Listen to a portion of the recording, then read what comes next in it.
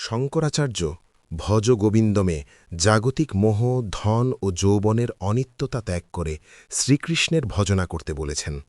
সৎসঙ্গ ও বিবেকের মাধ্যমে মায়া মুক্তি সম্ভব।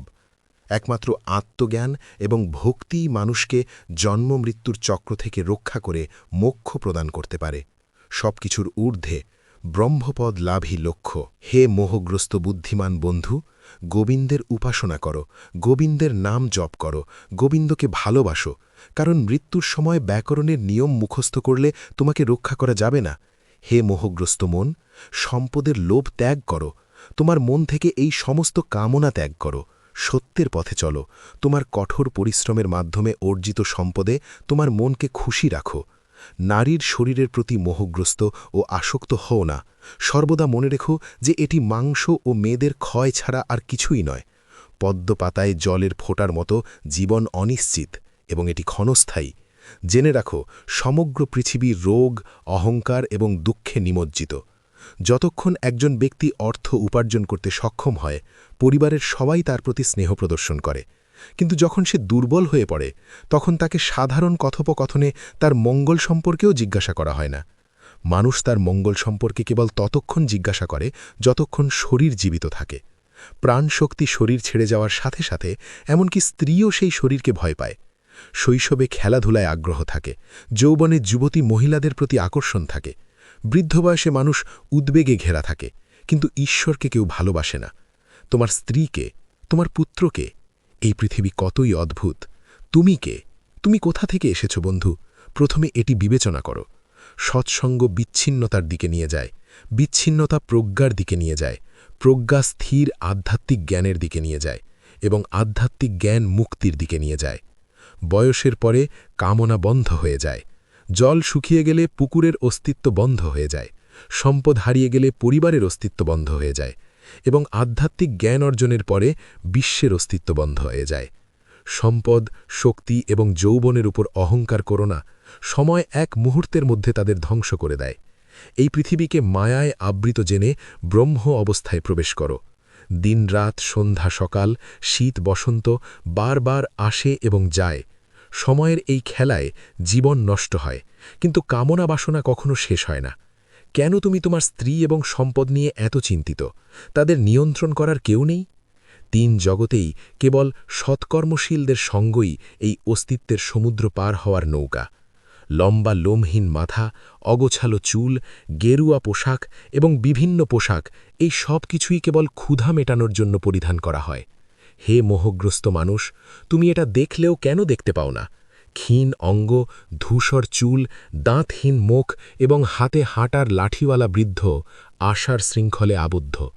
যে ব্যক্তি সূর্যাস্তের পরে আগুন জ্বালিয়ে ঠান্ডা থেকে রক্ষা পাওয়ার জন্য হাঁটুতে মাথা লুকিয়ে রাখে, হাতে ভিক্ষা খায়, সেও কামনার শৃঙ্খল থেকে মুক্তি পেতে পারে না।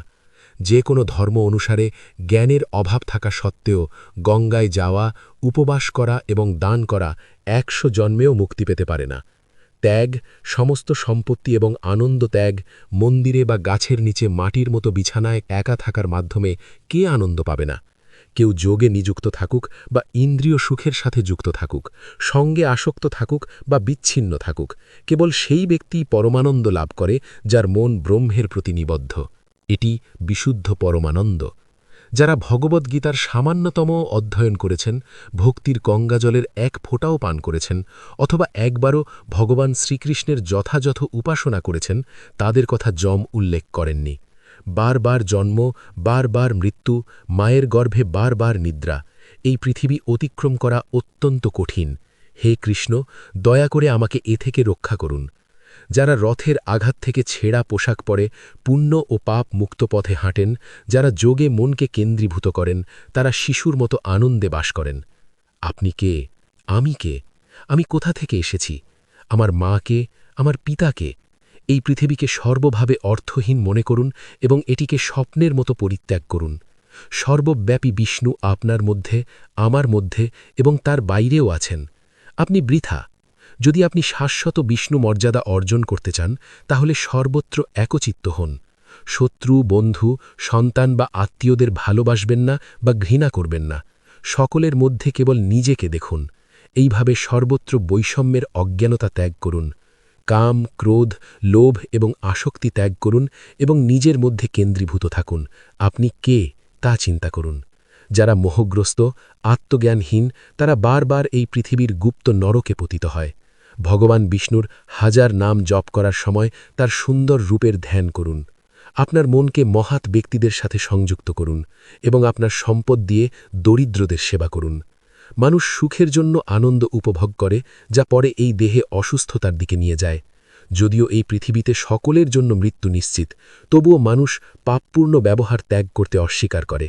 সম্পদ ক্ষতিকারক এবং সামান্যতম সুখও আনতে পারে না।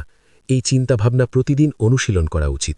ধনী ব্যক্তিরা তাদের নিজেদের সন্তানদেরও ভয় পায়, যেমনটি সবাই জানে। সর্বদা জ্ঞানের সাথে এই পৃথিবীর অস্থিরতা চিন্তা করুন। ধ্যানে ধ্যান করুন এবং প্রেমের সাথে ভগবানের নাম জপ করুন। তীব্রভাবে একাগ্র হন। গুরুর পদপদ্মের উপর নির্ভরশীল ভক্ত হয়ে আপনি এই পৃথিবীতে জন্ম ও মৃত্যুর চক্র থেকে চিরতরে মুক্তি পাবেন। এইভাবে আপনার মন ও ইন্দ্রিয়গুলিকে নিয়ন্ত্রণ করে আপনি আপনার হৃদয়ে অবস্থিত প্রভুকে অনুভব করতে পারবেন।